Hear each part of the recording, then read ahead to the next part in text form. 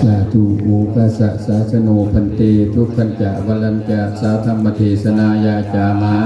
อธิปติโนทานังอนุตตริสามะสาธุ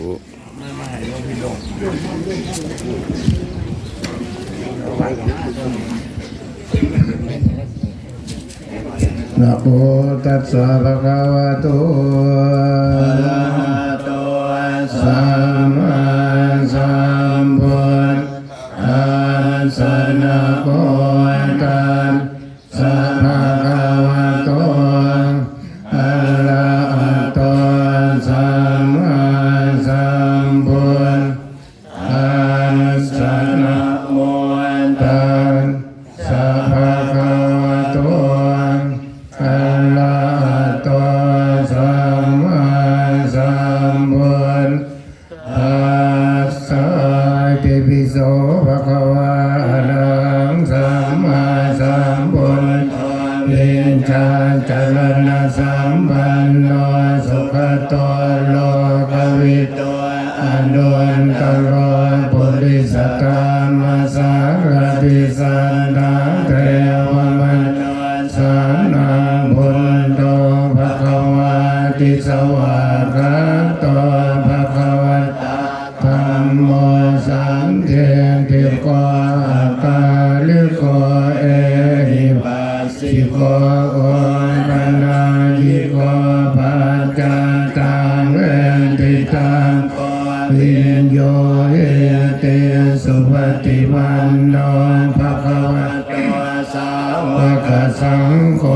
โอจุปฏิปันโนภควโตสาวกสังโฆญาญาปฏิปันโนภควโตสาวกสังโฆ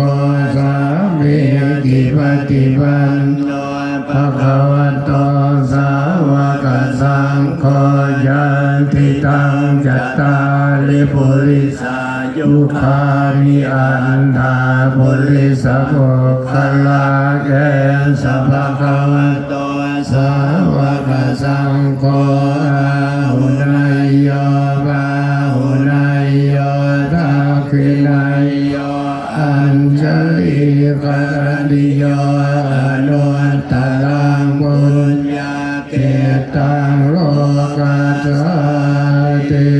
ภาวุงสังฆาสมาลินิมิตสาวุตันตังคีเมฆลังลุจิตโกรัสเส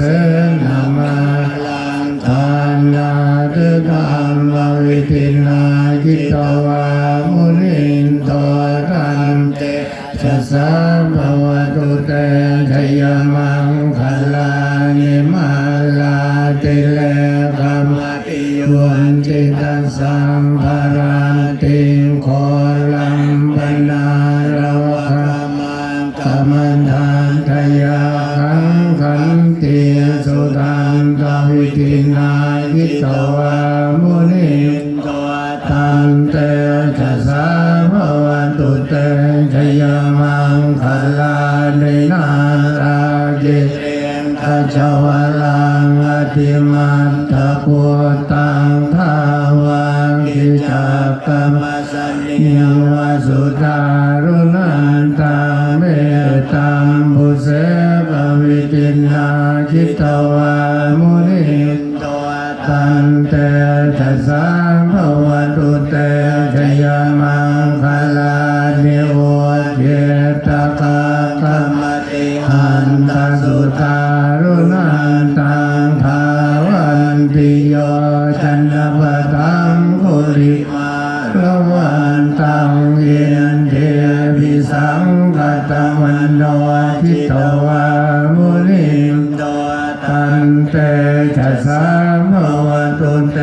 ชยมังคลานิคัตตวันนาคันธมุทลังอิวังคัมปินิยาจินจายตุนวจนังกนกายมาเทสันเตนะโสมวิตินาจิตวามุนินโทนันเตชัสสะภวตุเตชยมังคลานิสัจจัง วิหายมติสันจักวันทะเกตุงวันทาวิโร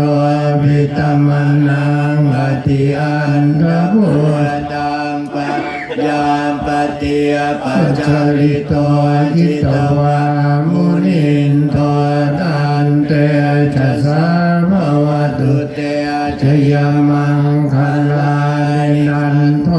ปนันทบุจขังวิพุทธังมเหเตปุณเตนะเถระบุจเทนะธรรมาปยันโตเอตัวปัพเพสวิตินาจิตวามุนินโทตันเตชะสาภวตุเตชยมังคลานิโทภาเทติบุจเทนะสุทันตหาตังพระมังวิสุทธิจุติเมนทิภกาวิธานังญาณังพะเทนะวิทินาจิตวามุนินโทตันเตชะสาภวตุเตชยมังคลานิเอตาภิพุทธชยมังคลังอัตถคาทายโยวาจันโนตินาติเนสรเตมตันเทหิตวานันเนกวิวิธานิจุปันทวานิโมขังสุขังอธิกามยยนาโรสปัญโยมหาการุณิโกนาตัวหิตายสัมภปานินังปุเรตวาภารมิสัมภาบัตโตสัมโพธิมุตตมังเอนะสัจจวัฏเทนะโหตุเตชยมังคลังชยันโพธิยามุเลสักยานังนันจิวัตปันโนเอวังตวังวิจโยโคอิจยันสุจยมังคะเนอปราจิตาปัลลังเกสีเสวตาวิโภคเลอภิเศ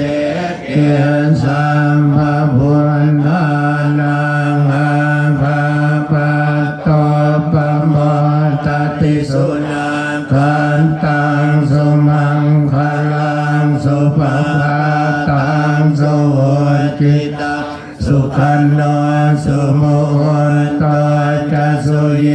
ถังพระมจาริสุปันธาทินังกายกรรมังวาจากรรมังปทาทินังปทาทินังมโนกรรมังปเนเทเตปทาทินังปทาทินานิการตวานรพันตาเตปัฏฐากิเนภวตุสัมภมังคลังรักขันตุสั